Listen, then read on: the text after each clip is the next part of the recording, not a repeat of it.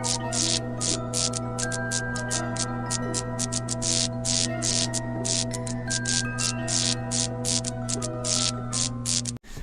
yes, people, welcome back to another episode of the Ghostoul Podcast. Over the weeks, we've had some amazing guests. We've got loads of amazing guests lined up, and today is no exception. The guest for this week is someone I've had the honour of working with.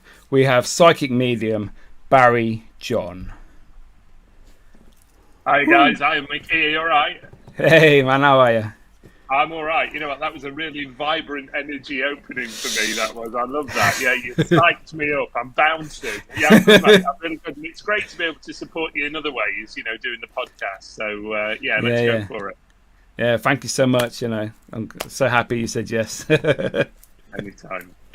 Yeah. So for those people that don't know who you are, if you could just give us a little rundown of who you are and what you do, that would be awesome. Of course I will. Yeah. I mean, I've been in the field now for a long, long time. I'm probably one of the oldest running sort of, whatever you call me, psychic mediums, paranormal investigators, weirdos, whatever you want to call us. You know, I fit into that bracket. But I mean, it's probably around over 35 years now that I've been doing all the paranormal and the psychic work. And for me, it's been great because I started out as a young child with it, being brought up with it. You know, I was never shy of it, and I was never taught to be afraid of it, to be honest, either. So It was something I was quite privileged, I suppose, in a strange way, because my family encouraged it almost. And I come from a very long line of sort of psychic mediums and physical mediums, which is tremendous, really. And for me, when I look back over the family history, I get quite sort of envious of them because of what they used to do in a way compared to what we can do nowadays. But you know, I always believe that to be a psychic medium, you get a wake-up call in life and something happens to you where you suddenly go, you know what, I need to do something about this. I need to start working with it. And for me, you know, it was really weird because I remember losing my grandmother, who I was very, very close to. And I remember one night she come and sat on the end of my bed and just sat there sort of chatting away to me, you know, quite ironically. And it's weird because I always remember that I got up in the night thinking I'd left the music on and I couldn't figure out what all this music was. And then she just appeared at the end of the bed and sat on the end of the bed chatting away. And that was probably my wake-up call, to be honest, wow. Miki, where, yeah, you know, she was such a very tough, admirable lady. I'm not sure how to describe her, but she was one of these, she looked after her family, she fended for herself.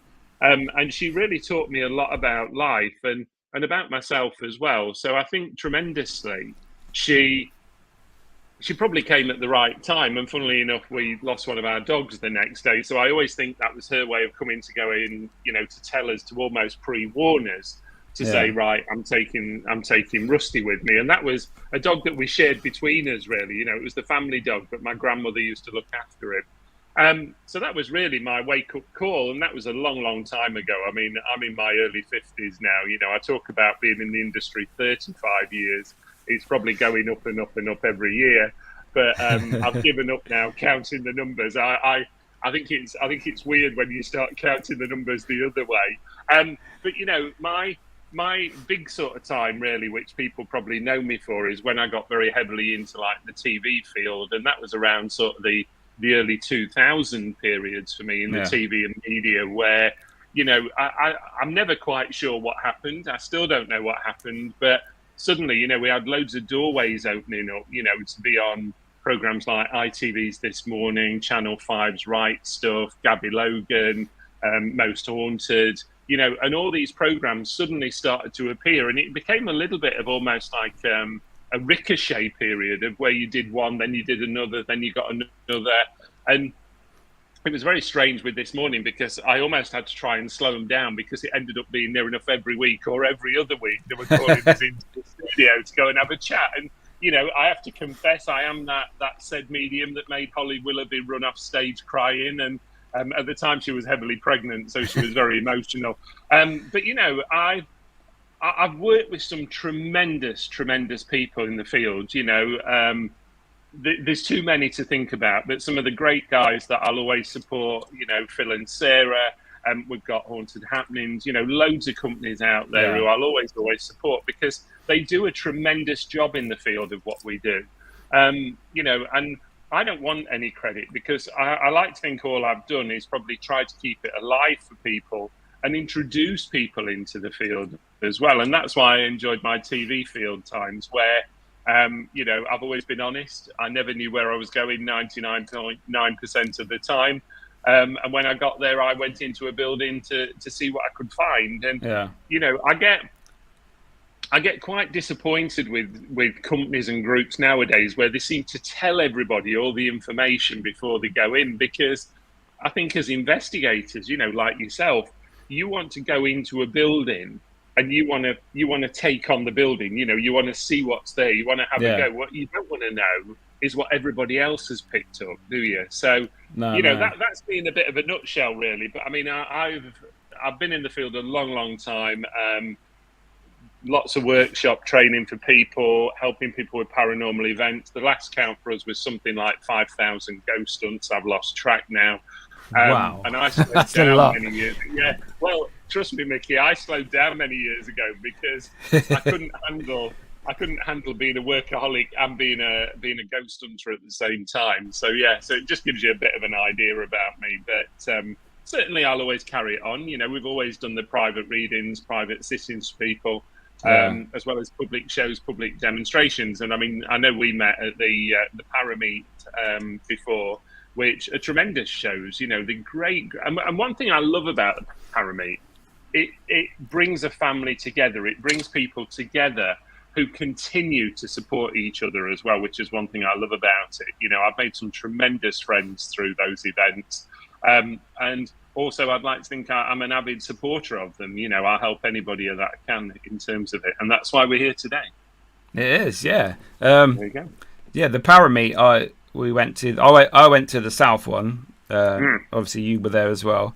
And it was the first sort of like paranormal convention, Parameet, that I'd ever been to. And I thought it was such an eye-opening experience. It was so positive. People that I'd known on social media for many years, meeting some of them in person for the first time, that was brilliant. And it's just so nice, and it was so happy and positive. Everybody was supporting each other, watching all the talks. Obviously, you did a talk as well. And I got so much out of it. I come away after the 2 days and I thought, wow, this is the future. They need to do more of these. I agree with you. And I think our industry calls for that, working together with people. When you think about it, you had people from all sorts of fields. You had event organizers, you had people that looked after event locations, psychics, paranormal, everything really in that whole bundle. And I think what was tremendous is exactly like you said, I've chatted to so many people on podcasts, but I've never met. And that's the nice thing for me. And people, when they meet me, automatically look at me and go, God, how tall are you? Penny Morgan, who I love to bits, old Penny, and bless her, she always looks at me as if saying, God, have you grown again? And I mean, we met a good few years ago at another paranormal sort of convention. And it was lovely because we chatted and chatted and chatted. But you never get time to meet people because we're all over the country in different locations. So I think it's great. And I do hope that those sort of events continue. And I hope more people go to them and support them. Yeah, the first time we met was at Tutbury Castle. Yeah. With Leslie Smith and Phil and Sarah from Are You Haunted?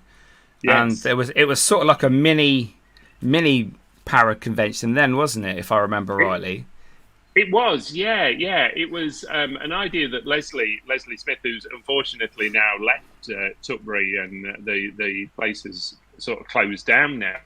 Yeah, it's a shame. But Leslie wanted to organise a bit of a sort of, let's call it a paranormal get-together, really, where all of us who'd been in the field for so long got together and had a bit of a chat. And I thought it was wonderful. And again, it was a very family-orientated side for me. We all knew each other, but yet we'd not met for many, many years. I mean, goodness me, the people who you meet along this pathway are absolutely tremendous, and I've had the pleasure of working with some of the greatest names out there on stage, on psychic demonstrations, people who've been really good friends of mine for a long time.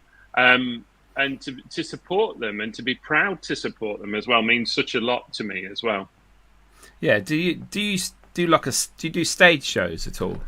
Yeah, we do a lot of stage shows. So yeah, we started many years ago doing demonstrations. We still do demonstrations, but what we've done, and probably really over the last sort of 4 or 5 years, we've stopped a lot of the bigger venues now because they were just getting too much for me, and I've tried to slow them down a little bit. Where we do, I'll call it more intimate events. So we probably do up to about 100 people now on average.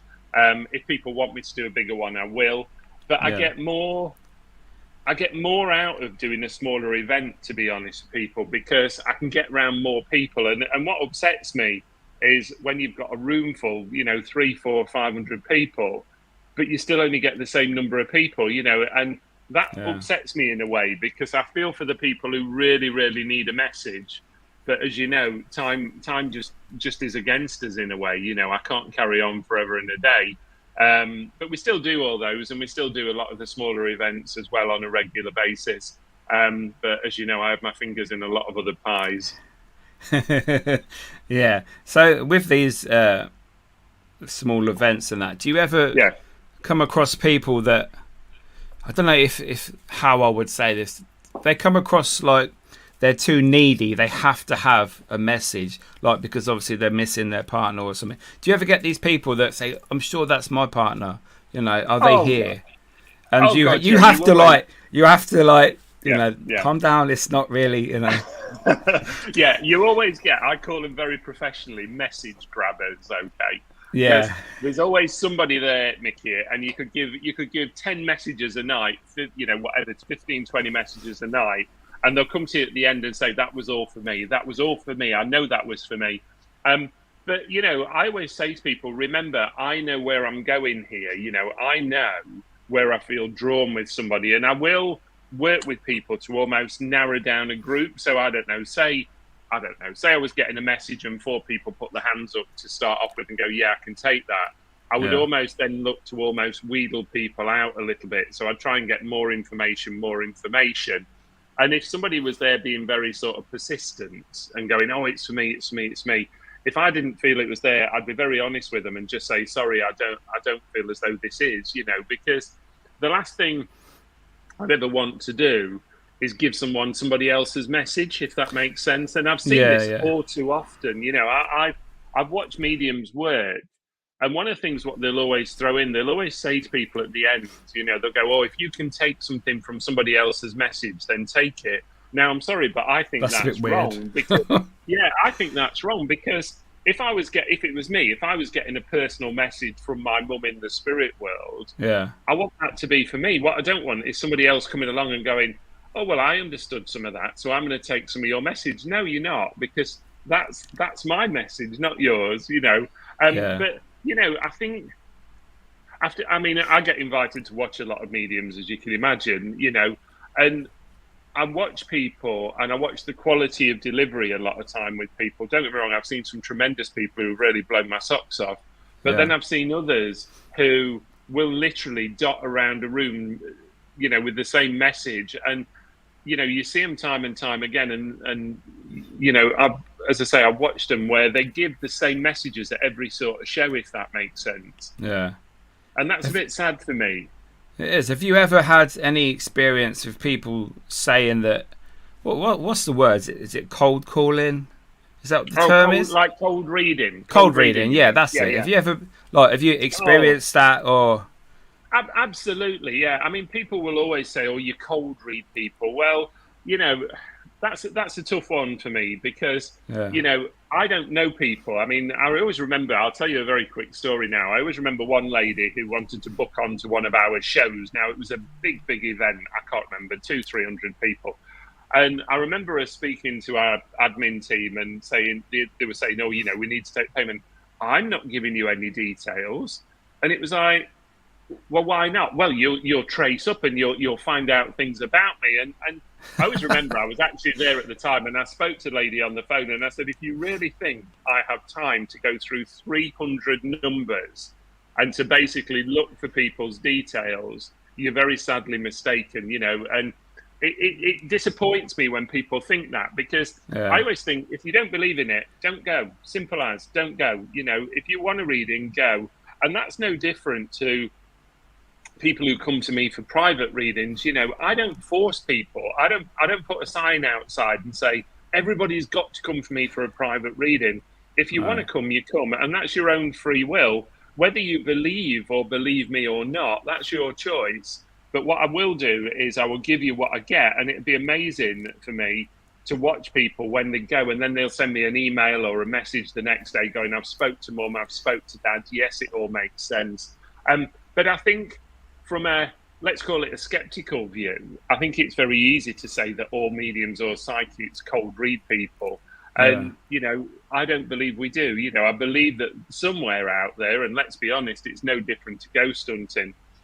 Somewhere out there is a great wide universe that none of us really understand. But all I know is somewhere I can tap into something, whatever that be, that starts talking to me and giving me information about people. Yeah, it's fascinating, that how you can be there and like someone, do you hear them? Is that how it works? Are they like, do you have to open a doorway to start letting it in, letting spirits in? Do you know what? That's a great question. I don't think anybody's ever asked me that properly like that. I don't believe in opening and closing. I never have. I don't believe in all this. I think it creates a bigger barrier for all of us. I'm one of these that if somebody talks to me, I don't know, say somebody was talking to me now and I was talking to you, I'd go, sorry, it's not the right time. I'm doing something now. Yeah. And it's also the same if you're out in public. So say I'm sat in a public restaurant. If I felt drawn to somebody, I wouldn't just go up to somebody and start talking, because I've always had this belief that you've got to have a professional side to you in terms of delivery. And, I don't know people's circumstances. I don't know if that person's suddenly going to have a nervous breakdown, whether they're going to burst into tears. They could be filled with joy. I have no idea. But, I think there's a time and a place for delivery, if I can call it that, of when you want to give a message. But also, for me, it works in many different ways. Sometimes it depends on the individual trying to come through to communicate from the spirit world, from the other side. Sometimes it might be a new energy. So let's say, I brought back people from the spirit world within hours of them going for people for readings, and I didn't know them. Wow. And that can take a lot of energy at times, because you've got to remember you've got somebody who's quite new upstairs and you're trying to almost go, come on, talk to me. And I always think of it a little bit like the film Ghost, I suppose, in a strange way, where it takes attempt after attempt after attempt and finally they do it. Yeah. But, yes, I do hear, yes, I do see, yes, I feel. It depends really on the spirit that wants to communicate with me. And also, I'll be very honest, it depends what time I've got, because if I haven't got time to sit and chill and meditate and relax before people come, then I just go with my gut feeling what I've got. So you don't have like an on-off switch then for the spirits? Like it's 8 o'clock now, that's it for today. No, they probably do with me, but I certainly don't. They probably think, oh God, we've had enough of him today. But I've never believed in that, because, I've had it at times where somebody might come to me in the moment of need, and I'll call it a moment of need. Well, if somebody messaged me at 9 o'clock at night and said, and I could feel it, you could feel the emotion or the upset, I'd just go, right, what can I do to help here? Okay, what can I do to give somebody that private message that they need? And I think a lot of the time we put a lot of barriers in place, not just as psychics, but as paranormal investigators as well. We can stop a lot of things happening.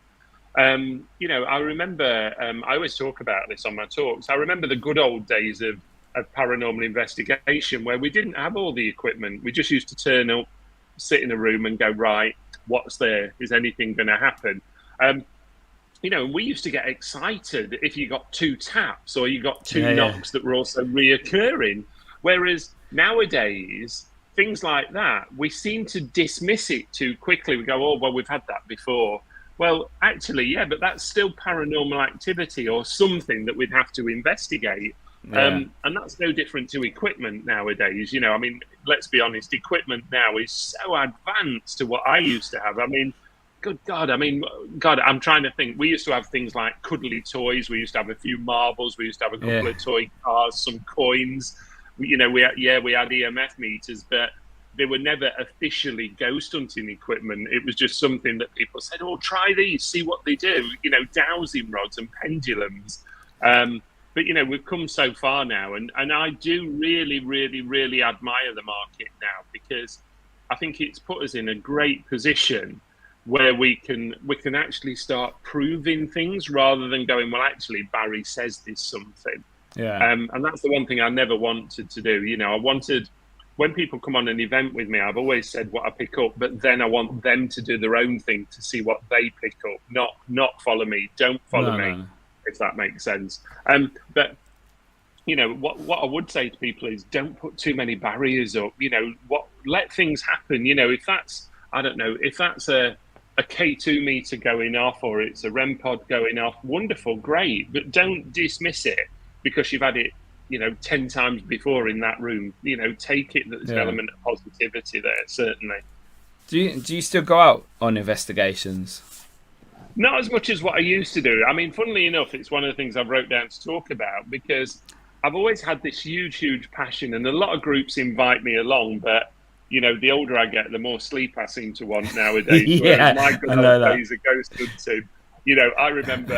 I remember when we used to stay up till 7 in the morning. We used to get to venues, and you'd normally have a meal, then you'd do a ghost hunt, then you'd have breakfast in the morning, then you'd all drive home.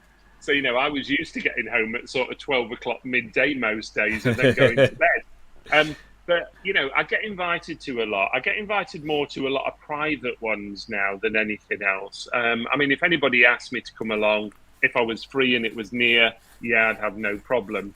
But one of the things that I'm going to be doing very soon, working in partnership with Newstead Abbey, where I work as a tour guide, we're going to be running our own paranormal events very soon. So we'll be doing our own. So the first one is Friday the 27th of September.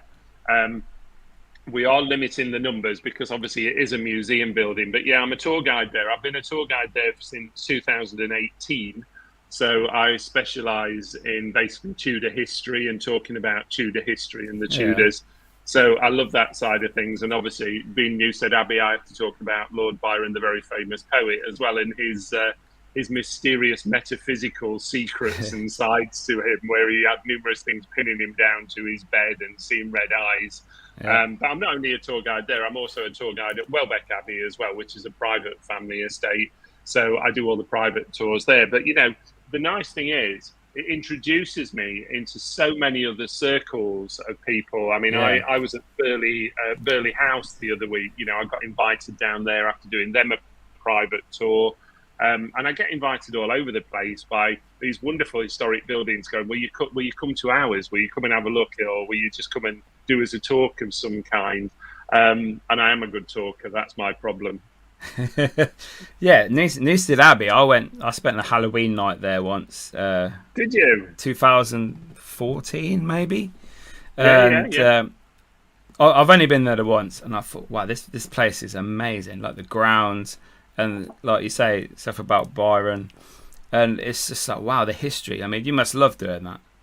Oh, I love it, mate. Absolutely love it. Well, I have family connections to Newstead via 2 routes. So my first route is my 5 times great grandfather was manservant to Lord Byron, and his portrait hangs in the library. Yeah, his portrait hangs in the library. So that was a massive pull for me. And we've always known that story it's always been a good family story, what we've all spoke about.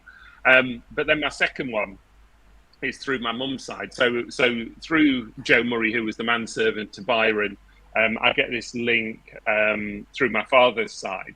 But the other side is a link through my mother's side, which comes through the Royal Stuart family of Scotland and connects to Byron's mother. Honestly, Miki, I could talk to you forever and a day about it. My 13 times great grandmother on my mother's side was illegitimate daughter of James IV of Scotland. And there's a wonderful link that comes through because she actually got proposed to by the King of France, who wanted to marry her because he said she was such a beautiful woman. And I can't remember what he used to call her now, but Belle something, because he said she was so beautiful. But yeah, so I've got a wonderful link there. But that obviously then moves me through to the Mary Queen of Scots connection, which I have a huge link to as well, or a huge fascination and link to as well. But that's why I love history now, you see. And the older I've got, the more I love history. I really do. But Newstead will always have a special place. I mean, God, I've had some weird things happen at Newstead, and I'm always happy to tell people, you know, I mean, I have to lock and unlock the house on my own normally, so the whole side of the building. So you might remember the building sort of split into two, so you get where the cafe is down one side, but then down the main side you get all the house, and the house is huge. I mean, we're 120 rooms in that house, and I have to unlock. Yeah, I have to unlock that and lock up on my own.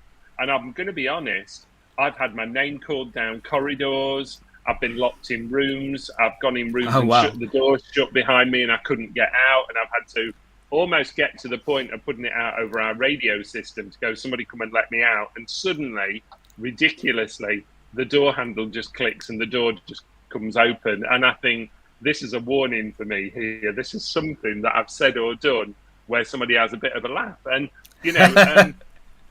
yeah, you know, there's certain areas, you know, of that place that always have something there, you know, some sort of presence. And I notice it more when I'm unlocking, where the rooms have been locked up overnight, where I can go in, I can unlock the room, and then I know something sort of follows me out the room and goes to the next room with me. But it's a fantastic place. I mean, don't forget, you're talking 1170, you know, a 12th century building basis that's been used for so many things, really, not just a religious establishment, but also as a family home since 1540. And also it's that Tudor link for me, you see. It's that Henry VIII link that comes in, where we even know Richie Rich, who worked for Henry VIII, came in and took sort of ownership of the building, you know. But the more you find out, the more that is phenomenal. It really is. I bet it was good for the job interview. My family was here, so you have to give me a job. Yeah, absolutely. I mean, to be honest, you know, when they found out who I was, when I told them, it was like, oh my gosh, you know, I mean, if ever you read the story of the gentleman Joe Murray, you know, I mean, he's such a character there. I mean, he was employed as a sailor boy by the 5th Lord Byron to sail on the lake and be fired at by live ammunition by all the guests. Then he went on to be manservant to the 5th Lord Byron. We call him the Wicked Lord Byron, or the Devil Byron. And then he went on to serve Byron the Poet. And Byron the Poet looked at my grandfather, my 5 times great grandfather, as a father figure, even to the point when Byron built a tomb for his dog in the grounds, and the tomb was meant to be for the dog, for Byron himself, and for Joe Murray, who was my grandfather. And they were all meant to be in that vault together. That was the whole story. Wow, that's crazy. It's a mad story. It really is, isn't it? It's a brilliant story. But you know, this is where I love, when you do investigations, I love the fact that somebody can make notes and actually take things away and look into things as well. And I think it's so important. You know, I mean, I've worked with Leslie Smith for so many years now. I mean, I've known Leslie for, gosh, probably 25 years. In fact, I've known Leslie for as long as she had Tutbury. And, you know, it was tremendous when I could do an event with Leslie. And I mean, I worked with her on the Most Haunted shows as well, because she'd always done like a thorough sort of historical review of the place. So if you were picking something up, she'd go, yeah, that makes sense. No, that doesn't make sense. Yeah, I can understand that. And that's what you need sometimes on a paranormal investigation. You know, it's somebody there who can clarify information for you and go, yes, it's true, or no, it's not true. I bet it's good for yourself to get some validation, like say from Leslie. It's like, yeah, that's right, Barry. Yeah, you got that right. And you're like, yeah, I know. You know, that was thank you, spirits. Gosh. You know, the connection was working that time. Absolutely, and that's no different to when I do a private reading for somebody, because, you know, I never ask people after I've done a reading. And the one thing I always say is, there's a couple of things I do when I'm doing private sittings. Number one, I always sit with my eyes shut, normally looking into another part of the room. But number two, I try not to ask for too much validation, because I don't want it off people. You know, the one thing I would want them to say is, no, actually, I don't understand that. But, you know, what I like is when people go away from having a reading with you and they look for things with the family, and then they message you the next day, or they'll ring you up and go, how did you know that? You know, even I didn't know that, and it was true. And I think, but that's how it should work. You know, it's no different to, as I say, a paranormal investigation of somebody doing a little bit of whatever you want to call it, research, a bit of interest, you know, having a look into things. And I find this more and more now with private sittings, where people do go back and talk to family members. You know, they'll go, I'll ask my mum, I'll ask my dad, you know, yeah, that makes sense. And, you know, I remember doing the show, a very small show actually, in a lovely little village called Blythe, not too far away from here, just up the A1. I live in the heart of Sherwood Forest, where I live, not too far from Rufford Abbey. A lovely, lovely area, you know. I mean, that's why I work at Welbeck as well, because it's on my doorstep. But I remember doing this lovely little event. It was done as a bit of a charity event. It was only a small pub, I can't remember now, 40, 50 people.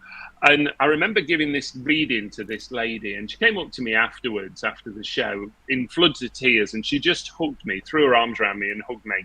And I almost thought, God, what have I done wrong here, you know? And she just grabbed me, and she looked at me in tears, and she said, I can't believe you've done that. And I said, well, what? And she says, you brought my dad through after 40 years. He's never been through in 40 years. And I'll be honest, Miki, I can't even remember what I said to this day. But whatever I said brought this woman a massive amount of peace and closure on something that she'd wanted for 40 years. That means a lot. Yeah, I was going to say, I bet that it makes it all worthwhile, doesn't it? You know? It does. And, you know, I mean, I've had personal experiences where, I mean, I lost my mum in 2003, so that's 21 years ago now. And I always remember, you know, going through very weird sort of emotions during that time of going to the spirit world. I've had enough of you. I don't want anything to do with you. You know, I've lost interest. I don't believe that you can let people suffer, blah, blah, blah. But, you know, within hours of my mum passing, she reappeared at my home to say, I'm all right now, I've passed over. And my mum was a huge believer, remembering the spirit world. All her family was. And, you know, even to this day, if I do a private sort of Ouija board at home with friends, which we do often, you have to do, my mum will always come through and control it. And she's hilarious, because I've always had this policy with her where we always start at 9 o'clock. If I try to start at 8, you can guarantee for an hour nothing will happen. At 9 o'clock, she'll come through and go, I told you I weren't ready till 9. And it's hilarious. My mum is so funny in the spirit world now. She really is. I don't know what to say to that. That must be so, for some people that don't believe in the afterlife, or just think like when we die, that's it. For you to be so positive and talk about all these stories about there is afterlife, people speak to me, that, I mean, I'm 100% believer. I've seen and heard too much over the years for there not to be something. But yeah, that's just amazing. The fact that your mum comes through regular, that must help with the grieving process as well. Absolutely. You know, and I'm a big believer. You know, you've got to let go. You've got to grieve. You know, everybody. I always say this to people, and I give up so much of my time to, and I'm going to say free time as well, to people that really do need it. You know, people that are going through losing a family member, losing somebody close. I was a very big supporter of our local hospice, for cancer hospice, where I used to go and sit with families for hours and hours and hours, and even with loved ones when they were passing, because they were so scared to let go. You know, and I've seen some very touching moments. I don't want to say upsetting moments, very touching moments, where people, when they do let go, you see the look on the face, almost going, do you know what, I've got no more pain anymore. And I know that's horrible for the family. I know it's the worst thing in the world, because, you know, I can go back to personal experiences of saying to people, I still want my mum here. And I remember one medium friend turning around to me, who was a very, very good friend, bless her. She's still around to this day. She's 84 now, I think she is. And I always remember her saying to me, so you want your mum here and wanting her to suffer. And, you know, when she said that, it was something that just triggered in my mind. And I thought she has a really valid point there, that what I'd done was gone very much into what I'll call a selfish moment. You know, I'd thought about me, not about my mum suffering. And that made me look at mediumship very differently again, you know. And Yeah. I think putting it very sort of honestly and bluntly, the one thing I've only ever wanted to do is help people, and I always will do as much as I can to help people, if it's just sitting and talking, whatever needs to be done, because, you know, like you've just said, you're 100% believer. I don't want everybody to be 100% believer. I want people to believe in something. Okay. Yeah. And I'm one of these. I've always said that when our time comes, you know, when your time comes, my time comes, everybody else's time comes, I hope when we get over the other side, we look back and go, oh my God, it's exactly how I thought it would be. And I do. I really, really do. Yeah. You know, and there's nothing nicer for me than somebody leaving me after a sit-in or having a phone reading with me and going, do you know what, that's what I wanted to hear. You've really helped me now. And I can move on, because I've always been a believer that giving readings should be about helping people to move on, in whatever context. Not the good old-fashioned way of where people want to come and know if they're going to get married, or am I going to get that job, or am I going to change my car tomorrow? No, there's so much more to it than that. You know, it's about proving life after death. And, you know, I was extremely honoured and privileged to have been a very good friend of Colin Fry's, one of the greatest mediums of our time for me. Yeah. And Derek as well. You know, Derek Okoro was a very good friend as well. You know, Colin was such a tremendous supporter of me, you know, and I always remember he used to tell me off, he used to shout at me and all sorts of things. You know, he used to say, get out there and do it, get out there and do it. And, you know, very sadly, you know, he passed away in 2015 quite quickly, really. But, yeah. You know, I've always said this to people, and I'm sure he's listening to me now. Colin set me up in the end, because I always refused to work with him. And I remember always saying to him, you know, he used to call me down to London numerous times for dinner, and he'd go, when are you going to do a show with me? And I'd go, I'm not doing a show with you. And I remember he rang me up one night, and he was doing Retford, which is just up the road from me, about sort of 40 minutes away, half an hour. And he rang me up very strangely, and he said, oh, you're coming tonight, aren't you? You know, you're coming to the show. And I said, yeah, of course I am. You know, he says, yeah, okay. So just turn up, tell him you've come to see me, and they'll let you in. So obviously I got there, went into his dressing room, which was always around the back of the stage, as you know. And the first thing he said to me, he looked me up and down, and he said, good job you've got dressed up. And I said, why? He said, well, which are you doing, the first or the second half? And it was purely, that was his setup of me. But that was also the night where he told me that, unfortunately, he got stomach cancer, and that his time was very limited. And from that point, he probably put guilt on me and made me work with him, because I agreed to support him on his final tour, which I loved every minute of it. And I still get some lovely, lovely messages from people who saw me working with Colin, who keep saying, when are you going to come back? When are you going to come back to the Northeast? When are you going to come back to South Shields or somewhere? You know, and that's lovely for me, because that was a long time ago. That's nearly 10 years ago. Well, 9 years ago that Colin died now, don't forget. Yeah. Talking about messages from your mum, I was going to ask, did you get messages from friends, family that have passed on, or do you ever get messages like, obviously for yourself when you're alone or doing your day-to-day stuff, or when you're out with, say, other mediums that you're working with, you're going out for a drink or dinner, do they ever say, look, Barrie, I got someone here for you, or do they come to you only? Oh God, no. I mean, I've got hundreds of medium friends, and we all go out, we all chat on Facebook, you know, you name it, and on Messenger, etc. And, you know, I do have people who have been massive, I don't want to use the word supporters, but very supportive of me through circumstances that I've gone through.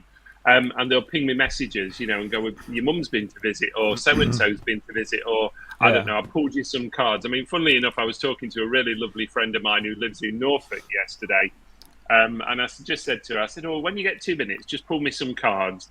And she sent me a lovely reading through on Messenger, you know, and I thought, you know, it's really nice, because when you move into this field, it's a little bit like what we were saying about the Paramede. You meet some really wonderful people, some really genuine people. You know, you also meet some not genuine people that seem to want to ride on your back a lot of the time.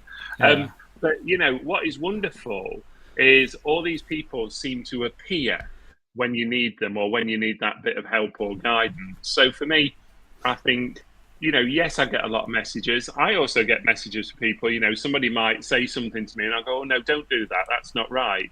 That's not for you. And they go, well, how do you know that? And I go, because somebody's telling me that. Okay.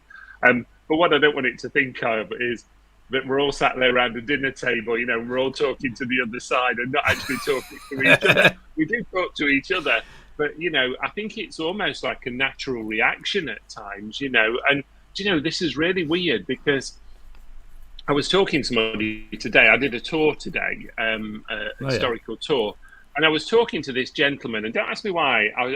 He felt drawn to me and I felt drawn to him, and we were talking away. Lo and behold, lovely, lovely man, really down to earth. We had a wonderful chat, and he was telling me about where he lived, and it was a very old property, and we were talking about ghosts and things. And then he just turned to me and he says, I've lost my dad, don't you? And bearing in mind, I've never met this guy before in my life. If you asked me to describe him, Miki, I'd have to say, do you know what? I wouldn't even know what he looked like now. And it was the way he just turned to me and he says, I've lost my dad, don't you? And he looked at me and smiled, and I said, yeah, I do. And that was it, And so that guy must have felt something, if that makes sense. That's crazy. But you get this a lot, I was going to say, does that happen all the time when you're out and about? Yeah. Oh, God, yeah. It's weird. I mean, I don't know. I'll give an example. I remember being in the dentist the other month, just sat there, minding my own business on my phone, probably messaging somebody or WhatsApping somebody or something. Yeah. And this lady just sat next to me and we just started talking, and I remember saying to her, oh, that's a nice ring on your finger. And she just held her hand up and she said, yeah, that was my mum's, And it was the way she said it. It was my mum's, And I said, yeah, I know it was. And she looked at me as if to say, how do you know that? And then she looked at me. She says, I know you, don't I? And I said, you probably do. And it was just the way that the conversation started. But you find this a lot. And you also find total strangers come up to you and start sort of pouring the heart out about situations or things that they've gone through. And I think, I don't know, is there probably, I mean, I'm probably telling myself something that I already know, but I think we all have this sort of aura energy around us that just seems to pull people in. And you see this at those sort of events where, the parameet events, where you just get drawn towards people and just start chatting and talking away, But, I think there's a lot of people out there that have lost people who they've been very close to, and people who they've probably not had a chance to say goodbye to. They probably didn't get there in time. Maybe they were too late. Maybe they were abroad. Maybe they were on holiday, And I think the one thing that is nice for me is when somebody can say goodbye to the loved one. And the one thing I always say is, remember, just because you're saying goodbye, it's not telling them not to come again. What it actually does is gives them almost a greater permission to go, actually, you're not afraid of me coming through now. And that's what I've always believed in. I believe that once you say to a loved one, it's okay to cross over, or, I'm sorry I didn't get to see you. They go, yeah, that's all right, but now I'll come and talk to you more now. And, it's the little bits of information that I love where, you're giving people proof. So it's not just going, oh, I've got your mum here and that's it. It's, I've got your mum here. She tells me dates. She tells me names. She tells me where she used to live. She tells me the conditions of her passing. She tells me what her family was like. She starts describing other members of the family. And it's those sort of things that, to me, make it a really valuable reading for somebody, or a sit-in, because, they need to go away then and look into that information. I mean, gosh, I've had it before where, or sometimes, it depends who I'm working with, really, in the spirit world, but where they'll give me street names, surnames, Christian names, obviously. They'll give me neighbours' names, people that they live next door to. Weird things. Animal names I get a lot as well, what people used to call their animals, and that's one of the things people always say is, oh, do animals still live on in the other side? Well, of course they do, and yes, they come through and communicate, but, I'm not an animal communicator, and I never confess to be an animal communicator. But if I feel an animal or I see an animal, I will describe it with somebody. But, my priority is describing loved ones and bringing somebody back to close the doorway off in some way. Yeah. So you do is it a spiritual awareness course? Is that right? What you do? Yeah. I've been a tutor, for probably about 25 years now, probably over that. And I was part of the SNU for a long time and used to be part of the education committee for them in the East Midlands District Council. But I started running my own sessions and own courses. And then obviously it was always face to face. Obviously the unfortunate period hit us in 2020 where everything started to be online, which, it was Barbie, wasn't it? Because, we started running a lot of online stuff then, and you saw the whole field of psychics just go balmy, absolutely balmy. Every time you logged on Facebook, there was somebody doing a live, somebody doing a free live, somebody doing a live and giving away readings, somebody giving away readings. And you saw it sort of explode in a tremendous way. But we continued doing courses, and we did them all online. One of the things I will be doing is doing more courses online as well very soon, probably next year now, because this year I've got a few sort of things on what I'm dealing with. But certainly next year we'll do more online, but we still do a face-to-face group, only a small one now. We have about sort of 15, 20 people turn up to that only once a month, because you've got to remember I have to give time to it as well and be able to commit to it. And I always find it very difficult for people to do something on a weekly basis, because I know what I'm like on a weekly basis. I don't know where I am, and I have a lot of other clients that I've booked in, a lot of reading clients. We certainly don't do as many clients as what we used to, but I think a lot of that for me was sort of the age bracket really, and deciding that at certain periods I was going to almost drop a little bit more and a little bit more. I did try to semi-retire a good few years ago. It didn't work. Everybody moaned at me, so I ended up coming back into the industry. But, we're always there. We're always doing those mini shows, demonstrations, and we'll continue to do them. Apart from the big thing that I've done is cut down a lot of the travel time now. Yeah. So do you think everybody has the ability to do what you do, like to have a gift, or can it be developed from maybe having zero gift and then you can try and slowly develop, or is it has to be natural? I think that's a really good question. I think everybody has an ability to be psychic. Okay, we all have a psychic ability. That's whatever you wish to call that. That's a gut feeling. That's an emotion inside. Call it butterflies in your tummy or your stomach, whatever. When you walk into a room, you just feel something. There's something there.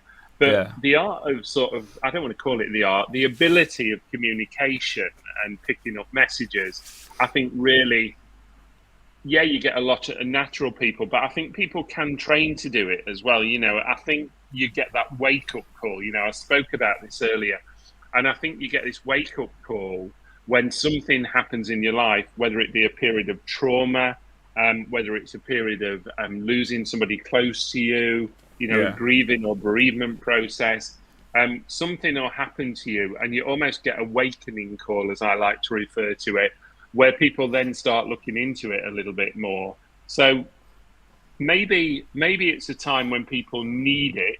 Okay, you need that element of communication. You've learnt your lesson in life. Now it's an element of communication. And certainly, I think the more people that get trained, properly trained, the more we'll see people out there. But, I don't think people can just walk out there and suddenly go, this is what I do now. Because, it's not as easy as that. It really isn't. And it's also having a very professional side to you in terms of delivery and how you deliver. And the way that I always word that is you've got to remember, none of us know people's sort of personal situations, health situations, what they're going through at that moment in time. You've got to be very sensitive towards that. And that's why I've always had I'm going to call it a bit of a bugbear to some paranormal groups where they just go into people's homes, tell them that it's haunted, and then walk out and leave them with it without giving them any sort of resolution or support. Where you don't know what you're saying to somebody and what it's going to do to them. That's the problem.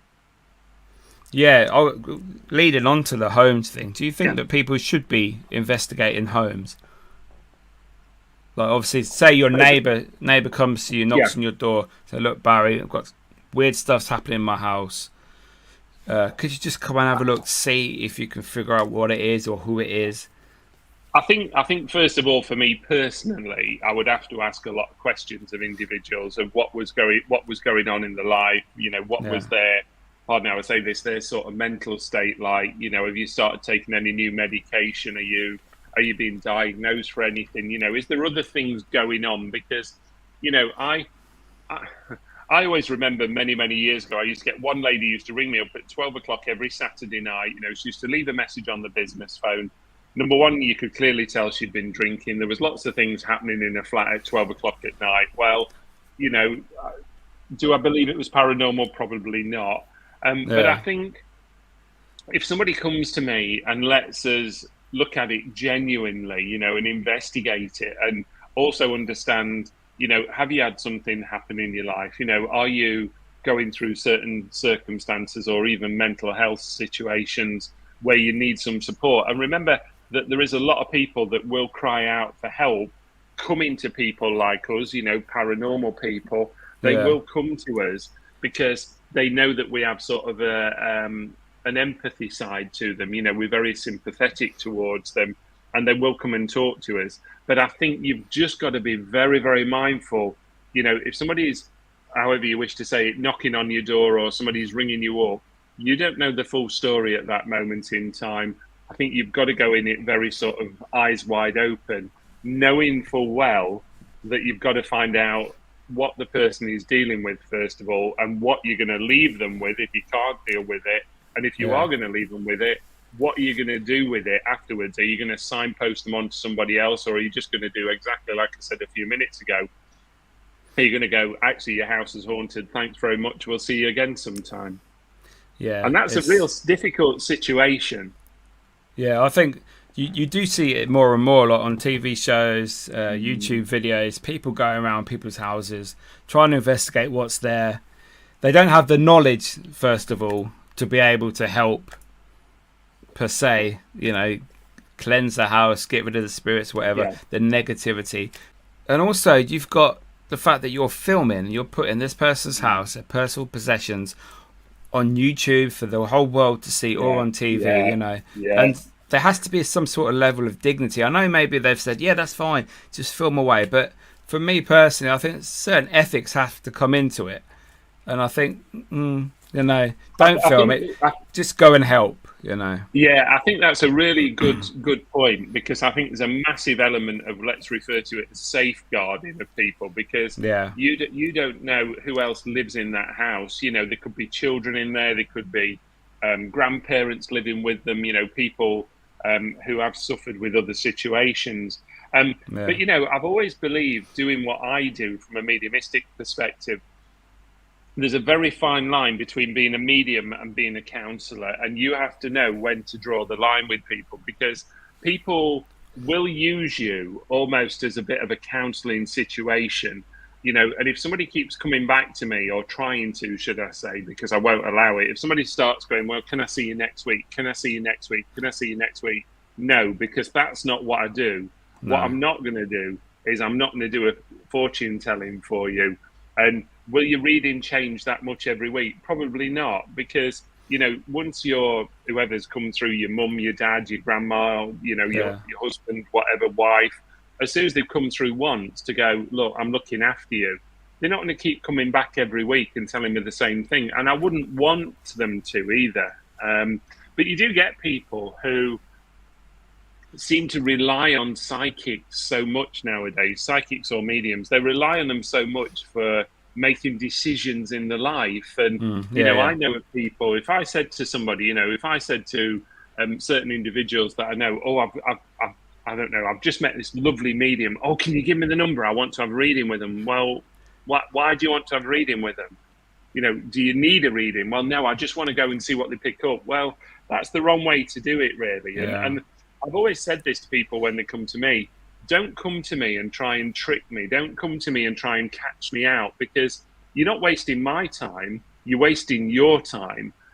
I will give you what I get, and I've always encouraged people to sort of ask me questions as well during a sitting. If you want to, I don't know, if I've got somebody's loved one and you want to ask them something, ask me the question, okay? Ask it, because you're not asking it to me, you're asking it to your loved one. And people do get some very, very interesting answers at times when they do things like that. But, any reading, any psychic reading, clairvoyant reading is for the individual, not for me. And that's why I've always had this sort of policy when people talk to me afterwards and go, you remember when you said this? And I go, no, I don't remember that at all, because I'll be very honest, I'm not interested in somebody's reading it afterwards. It means nothing to me. The loved ones mean nothing to me because they're not my loved ones. But, people seem to think that you hold a fountain of knowledge, and people will message me a month later after a reading and say, when you told me this, and I'll go, no, I don't remember that, because I've probably seen another, God knows how many people in that period, a ton of people that have had other readings. So I don't remember everyone. We used to record them for people many, many years ago, on the good old sort of dictaphone systems. But we stopped doing that, and we stopped doing it for two reasons. Number one was it just wasn't worth it anymore.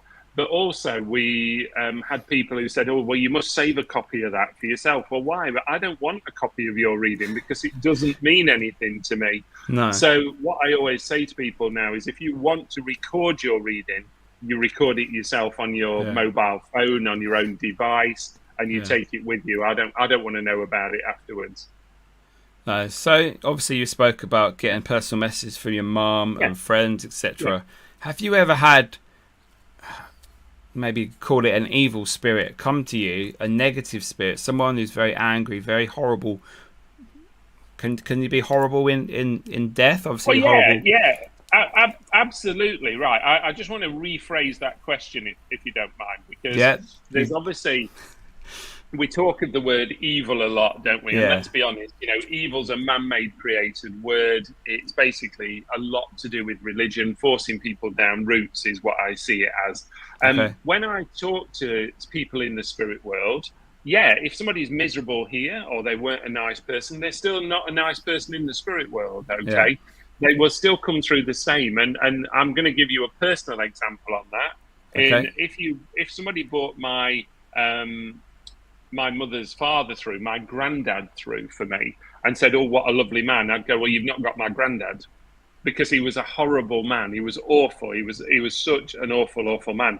And he was cruel to his family. He was cruel to his wife. Long story. But, that's where I look at it and think, no, they don't change. Because if somebody brought him through and said, oh, he's a lovely man, I'd have to almost question and go, that can't be him, because that's certainly not how I remember him coming through. So I think people who have caused a lot of harm, a lot of grief, a lot of upset in their lives, continue over the other side and probably go through, what would I call it? Probably an element of almost re-looking at themselves, or even a period of almost sort of re-evaluation is what I'll call it. I just want to jump back to when we first asked that question, and you mentioned the word evil, because I believe that that's more generated by paranormal and ghost hunting nowadays, where evil people spirit, people go into a building and go, oh my God, it's really nasty, it's evil in here. Well, is it or isn't it? And I've seen this all too often on some paranormal events where people have gone in some beautiful, stately homes, and suddenly there's an evil spirit or a demonic monk that appears. And I think, really? In a private home, in somebody's house? So, do people's imaginations probably run rife with them on paranormal events? Absolutely. I really do think that. I think sometimes people that are on there, probably, again, we could go back to what we were saying a few minutes ago about people's sort of personal states or states of mind, where people can almost perceive things to be there that probably aren't there at that moment in time, and you probably heard me talk about some really interesting points to do with countries like America, for instance, where, America's not that old, but suddenly they have some of the oldest history all of a sudden. Well, majority of their history came from the UK, and majority of the old buildings came from the UK as well, where they bought a lot up. But I think that word really for me opens up a wonderful conversation. I have to be honest, where people start looking at beliefs and religious beliefs, especially in that, if you knew you were going one way to be looked after, you'd go that way. If you thought you were going another way not to be looked after, you probably wouldn't go that way at all. So it's just an interesting topic for me. I can talk for hours about it, and I've got to many debates about, I don't want to use the word religion, but about beliefs, if I can call it that. At the end of the day, we all believe in something. I believe in the spirit world. Do I believe in a higher entity up there? Well, if I was in a time of need myself and I wanted some answers, I'd shout up to the spirit world and go, right, if anybody's there, tell me what's going on here. What can you do for me? Whereas other people will turn to religious sides. They will pray to people, talk to people, and give them all the problems. And I think it's almost how you feel it, how you understand it, I have to say. Yeah. Sticking with that sort of subject, obviously, just say, for example, you have an awful, horrible spirit, miserable, grumpy, whatever. Do you ever not want to help him, or her, or is it just like, no, I'm going to do my job, you're awful, I'll get your message, and then go away? Do you know, I love the way that you did that then. Him or her. Well, just don't discriminate. No, you're fine. I would have to say I would still have to do my job, if that makes sense. So I don't know. I'm going to make this up, and please don't take this serious. But if I was reading for you, Miki, and I got somebody through where I thought, you know what, this is a real character here. This is somebody who I really don't like. I can't relate to. Right? What do you want to say to him? Right? I want to tell him this. Good. Right? Thanks very much. I'll tell him. Clear off. And that's what I would do, because, you might go, this, as I say, this is totally fictitious, but you might go, actually, you know what, that's exactly what he was like. He'd have just said one thing to me and he'd have gone, that's it. He wasn't interested, know, and that's where you've got to almost work with it. Put it this way, I wouldn't want to turn around to any spirit, anybody upstairs, and go, no, sorry, you're not welcome here, unless somebody, and I've had this before, I'll be very honest, where people have come to me for readings, sat in front of me, and I've gone, oh, I've got your mum here, I don't want to talk to my mum. Oh, right, okay, well, how do I do this then? Okay. And they'll go, no, I didn't get on with her, I don't want to talk to her. Well, maybe she's got an apology for you. I don't care, I don't want to talk to her, you tell her to go away. And I have to go with that. I have to go with what the sitter's wishes are, really. Okay. And that's one of the things I do consider that can be quite difficult, if I can call it that. I have to be honest. So what would be your proudest moment in your whole career of either investigating or your mediumship? What would you say would be? That's a real interesting question. Do you know what? One of my proudest moments, and I'm going back to about 2005, 6-ish now, I got invited to Buenos Aires by the Young Presidents Organization of America, which was all business presidents, that invited me out there to do a talk and a demonstration. And I actually did a ghost walk around the Recoleta Cemetery, which is where Eva Peron was buried, or is buried. Oh, wow. And that was probably one of my, I don't want to use the word proud, but one of my greatest memories that I have. And I really loved it. And the fact that people had contacted me in the UK to fly me out and pay for me to go and pay for me to stay there, because they wanted me to be there to do these talks for them, was just tremendous. But there's so many, I've made some great friends in terms of television. I've still got some great friends in terms of television. But the one thing that I've always wanted to do is portray us as professional people, as individuals that knew what we were doing. And that's why I will always support universities. Northampton University, Dr. Cal Cooper is a very good dear friend of mine I've known for many years. That's where I live. Is it really? I'm in Northampton, yeah. Well, there you go. You see, there's obviously a message for you there. But, me and Cal have had some really in-depth talks about things, and I'll always respect him greatly for what he knows, and vice versa, I hope, in a strange way, because I think the more that we can get professional people on our side, and I'm talking of lecturers, I'm talking of educational people who start believing in what we all do, I think that's when it'll give us an element of credibility.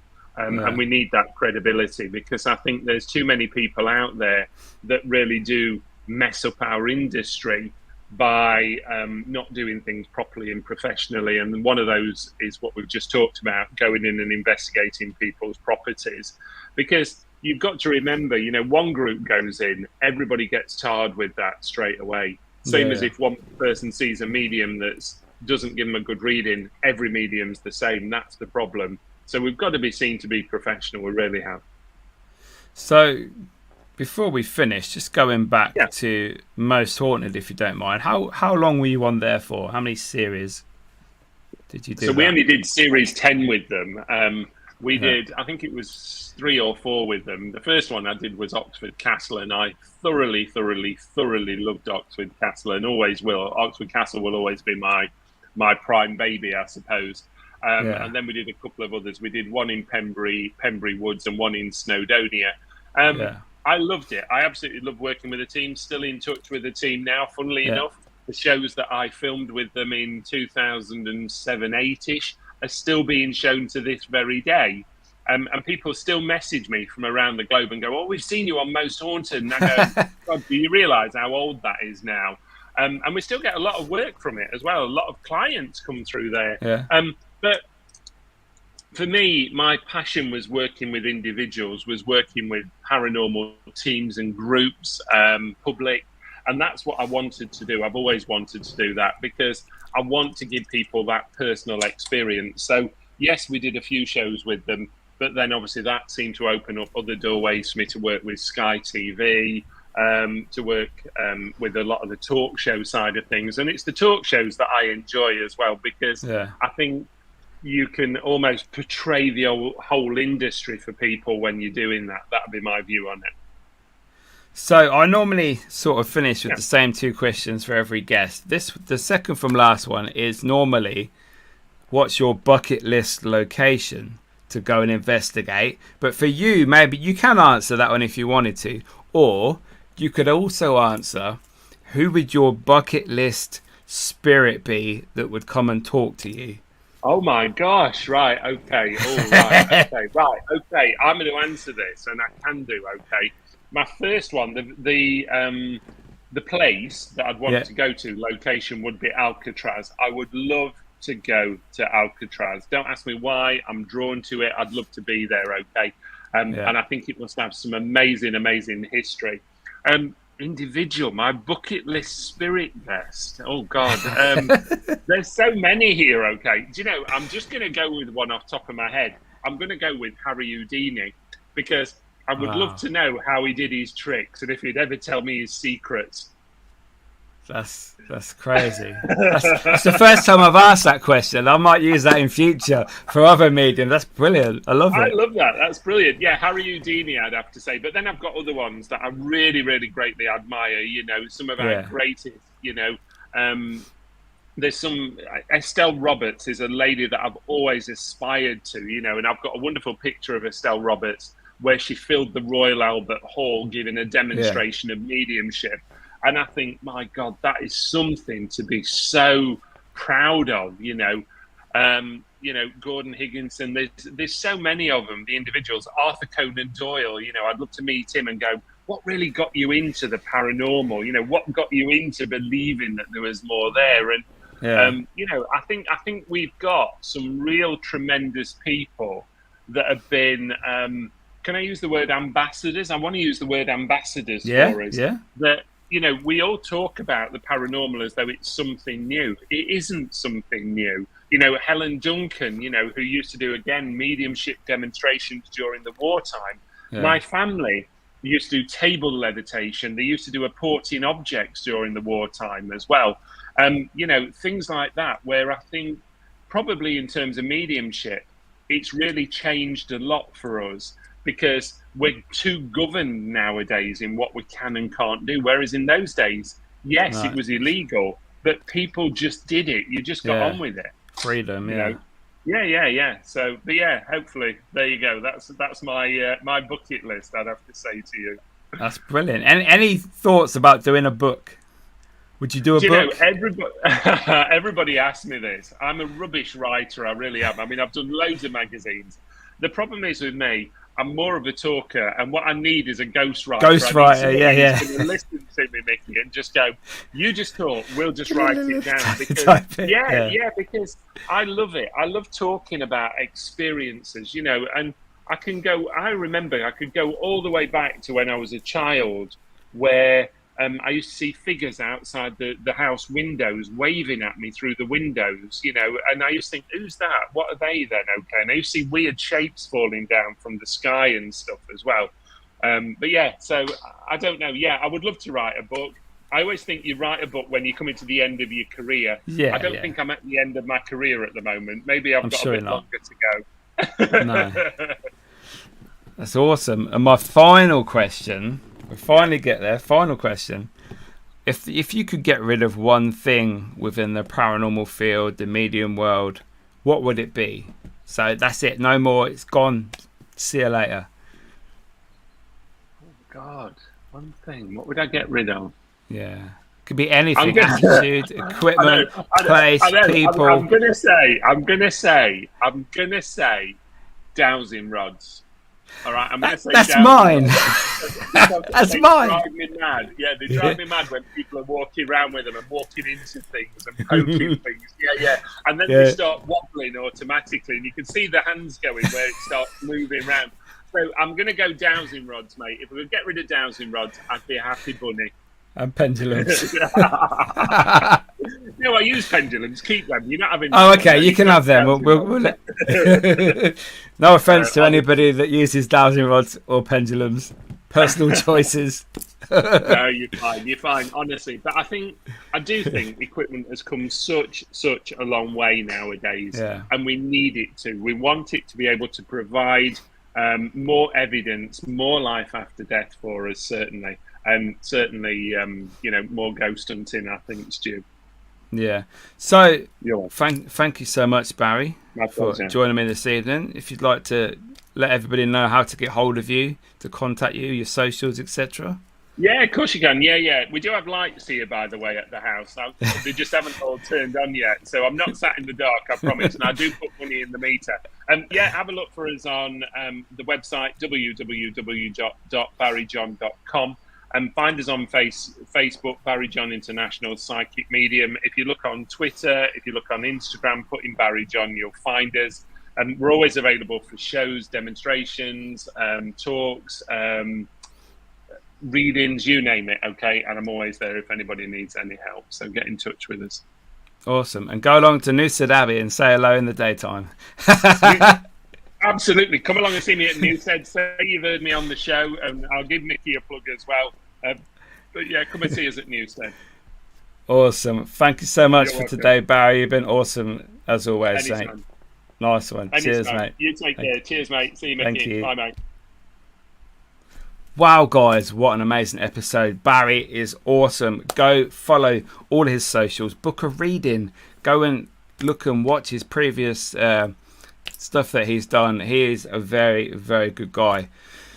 So obviously thank him for coming on the show this week. Thank you guys for watching and listening. If you can make sure you subscribe to the YouTube channel, it really helps. It's a small podcast at the moment. We are building each week. The views are up, the likes are up, and you guys are amazing. Subscribe to the Instagram page as well. And I'll see you guys next week with another amazing guest. See you later, guys.